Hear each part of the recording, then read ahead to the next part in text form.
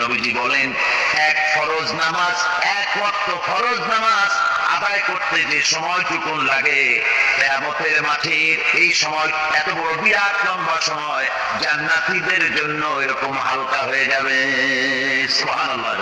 হযরত আবু সাঈদ খুদরী রাদিয়াল্লাহু তাআলা হাদিসে বর্ণনা করেছেন, এক ওয়াক্ত নামাজটা ফরজ নামাজ পড়তে যতটুকুন সময় লাগে এতটুকুন সময়ের ভেতরে জান্নাতীদের কারবার শেষ হয়ে যাবে। সুবহানাল্লাহ আলহামদুলিল্লাহ। আর ওদের কারবার তো শেষই হবে না।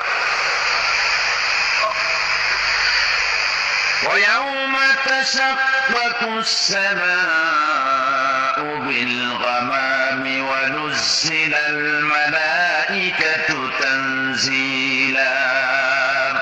ফেরেশতা দেখতে চায় সেদিন আসমান সমূহ বিদীর্ণ হয়ে মেঘ পুঞ্জ বেরিয়ে আসবে, আত্মপ্রকাশ করবে।